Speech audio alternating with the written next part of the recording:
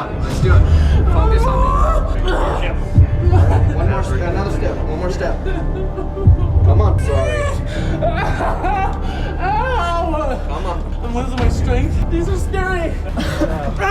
We're gonna do one at a time, one leg at a time. Been here to catch my slack too, you know what I'm saying? But not like I've been here to catch yours. What slack you get? You see what I'm saying? You don't appreciate a thing. I don't need this. I can lose weight on my own. Well, why you ain't lost a shape? Guess who's back? At this point, Dr. Nowzaradan lays out the cold, hard facts about LaTonia's weight gain over the past 5 years, showing some serious concern about where she's at now. He's all about figuring out her commitment to shedding the pounds. Oh boy, strap in because you're not going to believe what comes next. Well, Latonia, it says here in the chart that you came in 5 years ago when you were 482 pounds, and now you're 631 pounds. How long you been in this motorized wheelchair? All right, here's the scoop. The doc throws down a hefty challenge for LaTonia, telling her to drop at least 40 to 50 pounds within a month if she wants to qualify for weight loss surgery. He's not playing around with the diet plan, and this is the make or break moment for her. Just wait until you see what's up next. It's a doozy. Thank you. This is going to be hard, but nobody says it's going to be easy. You have to be determined, and you have to be motivated. We're going to give you instruction, but it's all going to be up to you to follow those. I gave you that before, but then you never came back. So hopefully this time it's different. Things are getting spicy. LaTonia chats about the ups and downs of starting physical therapy right at home and how her fiancé and family are stepping up to the plate. This bit highlights how crucial their support is and the struggles she's facing to keep up with her exercises. Buckle up because the next part takes it up a notch. I feel it up here. It's kind of, and got my leg, the blood circulating a little bit, so it was awesome. After I worked out like that, I worked up a real good hunger. So when I'm done, I'm ready for something good to eat. This fish, right? Yeah. I hope this ain't tilapia fish like. Hold on to your socks. This part's a tearjerker. LaTonia dives deep into her emotional and physical battles, spilling the beans on how past traumas play into her munching habits. This crucial convo ties her headspace to her health, giving us a peek into the tangled web she's dealing with. And guess what? It's about to get even more intense. In the same life doesn't come true. The obesity began when I was 12 years old. I lost my mom at the age of 12. So I stayed with my... How did your mom pass? She had a heart attack. Okay. After my mom died, I went with my sister because my dad moved in with a woman. Yikes, talk about a plot twist. Out of the blue, LaTonia's back in the hospital with some serious leg pain and a case of the breathlessness, kicking off a flurry of medical checks to figure out what's going wrong.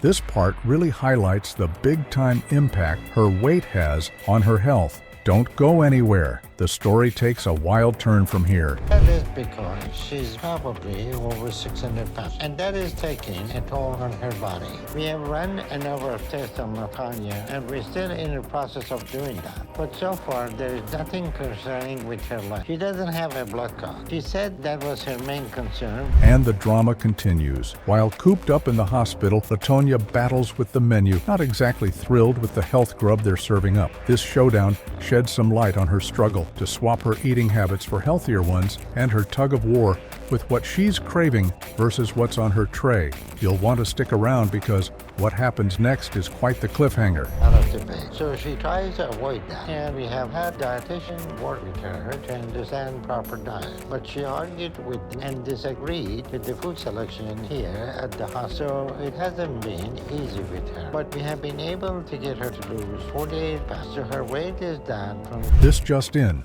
Dr. Nowzaradan sends LaTonia packing with some stern advice and a clear-as-day message about the dire need for her to turn her life around pronto. This final chat is all about the urgency of her situation and the life-or-death importance of sticking to her new lifestyle. You won't want to miss the twist coming up. Things are about to get real. Pushing her body like this, she either loses weight and keep it off to alleviate the strain she's putting on her body, or her situation is going to get critical again, and something is going to happen where she doesn't make it. So she's going to have to start taking this seriously. Well, here's a doozy. At this moment, we dive into a chat about someone who couldn't say no to their buddy Tammy.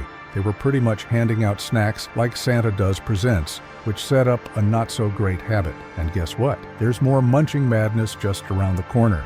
I would get it. No wasn't in my vocabulary. You know, I always tried to give them what they wanted when I could. So, of course, I enabled her. I didn't know how to stop, just like she didn't know how to stop.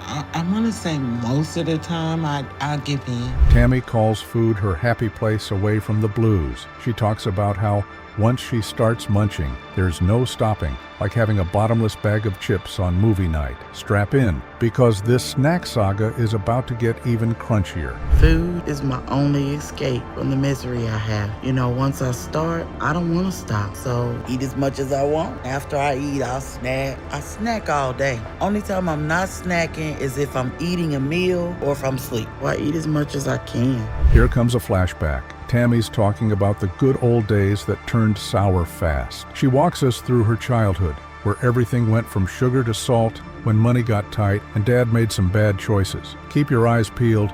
It's about to get even bumpier. I struggled with my weight all my life, but when I was really young, I was a happy, fun, loving kid. Growing up, it was just me and my brother and my mom. In my earlier years, my dad was involved. So my home life and my family was good then. Check this out. Little Tammy found comfort in cupcakes and cookies when she moved to a new place with no pals. It's like reaching for popcorn when you're the new kid in the cinema, but don't go anywhere. Her journey into the world of waistline woes is just heating up. Gaining. And by the time I was 10, I probably weighed about 150. My mom never put me on a diet, and she never restricted my food, and she never made a comment about my weight. Even when I saw my weight increasing, she never. Oh boy, plot twist. Tammy drops a bombshell about her mom hitting a rough patch and checking into rehab, which made her double down on her donut diet. It's a roller coaster, folks, and it only gets twistier from here. I find out that she had a drug addiction and she wanted to get help for it. So my mom went to a rehabilitation center in California. To be honest, I never knew that she was on drugs until she went to the rehabilitation center. When she left to go to California, Hold on to your seats because this next part is a real thriller. Tammy spills the tea on a heartbreaking tale of love lost and betrayal, leading her to find solace in, you guessed it, food. Brace yourselves, we're not done yet. The next bite of this story is just as juicy. when he died tragically, I'll never forget the moment I found out what had happened. He was murdered. He had a jealous girlfriend. She thought if he would come and see his children, he was with me, and she stabbed him with a knife twice in the heart. And when I heard that, I was devastated. Now, here's a slice of family life. Tammy's daughter chimes in about the heavy lifting she can't do because of her size, making family gatherings a bit more, let's say, stationary. The plot thickens, and trust me, you'll want to stick around for the next course. And then the craving comes, and I feel like I just can't get away from it. You can't get away from food. You have to have it, so it's always around. They use food to celebrate every event, birthday party, wedding, funeral, food. So you're always around your addiction. Tammy's got dreams bigger than her snack drawer, folks. She's yearning to swap her couch for some adventure and shed the weight that's been like a bad sitcom rerun. All was there and a little too predictable. The grand finale? It's coming right up, and it's going to be a showstopper. And I have something now, or I'm not gonna make it. So, buckle up. After what felt like an eternity driving down from North Carolina, the patient finally meets Dr. Nauseradan. She was hoping the scale would tip at somewhere in the low 500s, but surprise, surprise, it shouts back a whopping 655 pounds. That's definitely not the number she was hoping for. But hey, you gotta start somewhere, right? Let's see how she digs into this pickle. After a really long drive from North Carolina, I met Dr. Niles for my first appointment, and I'm about to find out what I weigh. Close your eyes. It's closed. No, it's not closing, for real. Man, I like dry with that. I think I gotta be down in my lower 500, but I might have gained some back. So I'm expecting to be in the mid 500s. Alrighty, things just got real interesting. During their chat, Dr. Nauseradan digs into the patient's emotional munchies habit, which kicked off back in her college days and only got munchier with time. She nods along, admitting she's a bit of an emotional eater and it's messing with her day-to-day vibe. Stick around, the next part's a doozy. Hello, how y'all doing? Hello. All right, you must be Shikaya? Yes. Well, I'm pleased to meet you. And who you have with you? This is my sister, Shaniqua, and this is my friend / sister, Delilah. Hi. Well, good to meet you all. Oh boy, did you catch that goal setting? Dr. Now gets down to business, laying out a plan to drop 50 pounds in 2 months to get on the weight loss surgery roster. He's also hooking her up with some remote therapy to tackle those snack attacks. Changing eating habits? Check. Lifestyle makeover? Double check. But wait, it gets better. All right, you're gonna have to make some changes. You think you can do that? Yes, I'm ready. I'm ready to get out of this body. All right. I'm doing whatever it takes for me to lose the weight. Do you have a goal in your life? Yes, I have 3 goals set. One is to go back to college and finish and graduate, become a teacher. Time for the nitty-gritty. Dr. Now serves up a no-nonsense 1,200-calorie diet that's all protein and no play, plus some doable exercises that won't break her back. He's not messing around, especially with that sky-high BMI staring them down. You'll want to see what's up next. It's a real eye-opener. Give you a 1,200 calorie a day diet, high protein, low carb, and some exercises that you can start on so you can lose 50 pounds over the next 2 months. Okay. Do you think you can do that? Yes, I'm determined already. I'm already going in this with an open mind, and an open heart. So. Guess who's back? After ghosting for 5 whole months, our patient pops up on a telemedicine call. Turns out she had a bit of a scare and ended up on a ventilator. Yikes, all thanks to the weight. The plot thickens, folks. You think that was something? Just wait for what's next. My office finally was able to get hold of Shakia, and they set a telemedicine appointment for her to see how she's doing and find out what's going on with her. Hi, Shakia. Have you been? Hi, Dr. Now. I'm doing okay now. Well, I was worried about you since I haven't heard from you for past 5 months. And the plot thickens. The patient lays out her grand plan to move to Houston and keep on trucking with Dr. Now's program. Maybe even get that weight loss surgery if she can show she's all in. Dr. Now, though, he's got his eyebrows raised, wondering if she'll stick to the script this time. Oh, the suspense. Don't go anywhere. It's about to get even juicier. Buckle up, folks. Lucas kicks off by spilling the tea on how his home life's pretty much a recipe for a waistline disaster. He dishes on how the fam dram gets him stress eating like there's no tomorrow. He's pretty peeved about it, and just when you think it couldn't get rougher, oh, it does. Next up is a peek into his daily grind. I don't tell my family this because I don't want them feeling like they're responsible for it. Where I live today has been a big factor of increasing. Because a lot of my stress and anxiety comes from them. You know, whenever they stress me out, or if they fight, or if they argue with me or something like that, I have to go and eat something. Lucas isn't having any fun, that's clear. Each morning is like a twisted game of how much can I hurt today? He's got aches in places you didn't know could ache, making every day a major chore. Stick around, because up next, Lucas shows us the insane lengths he goes to just to get through the day. Because each day is just too difficult for me to face. My body hurts, and the stuff I have to go through just to have a normal day is painful on every level. And so I live in despair. At the size that I'm at now, I can still get around.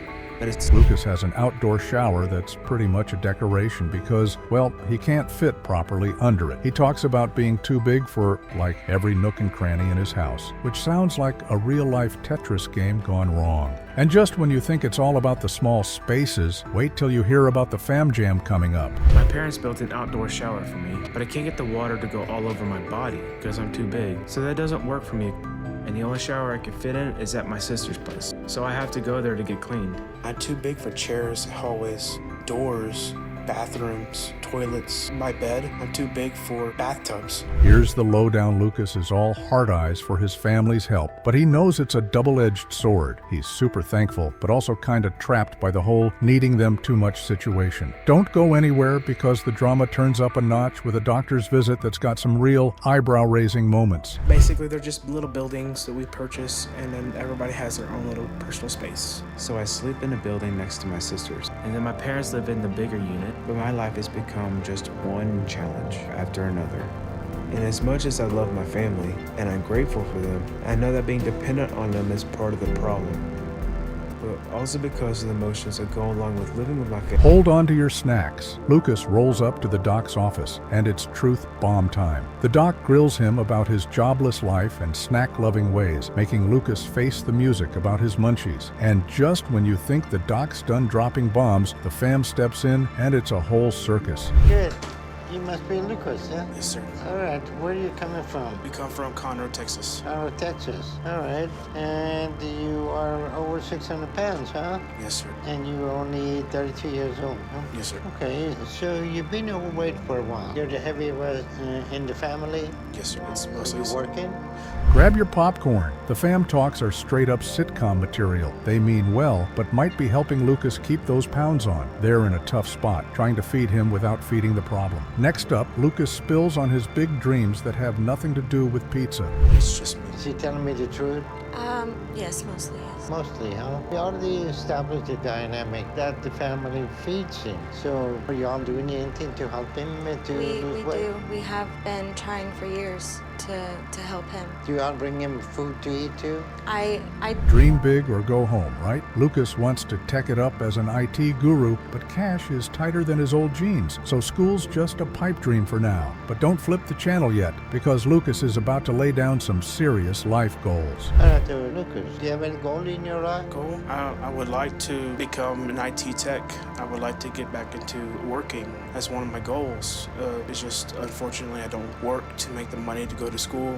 I can't afford online classes or anything like that, and I don't want to ask my family for the money to do something like that. Okay. And what are you willing to do? Lucas is all in, folks. He's ready to toss out the bad habits and bring in the big guns to fight his food battles. It's like watching a makeover show, but for real life. And if you thought this was good, just wait until you see how he handles life post-surgery. Change everything, sir. Whatever it takes. Whatever it takes, to the point, or even if I have to come up with different habits to go through my anxiety, to go through my stress. be able to deal with it. To deal with it properly instead of just going to something that comforts me. All right, so what we need to do is try to change your eating habit. Whoa, talk about a game changer. Post-chop, Lucas is feeling kinds of strange, without his usual hunger pangs. Food? Meh. It's like he's met someone new in the mirror. Coming right up, you won't believe the new gigs and gigs he's landing.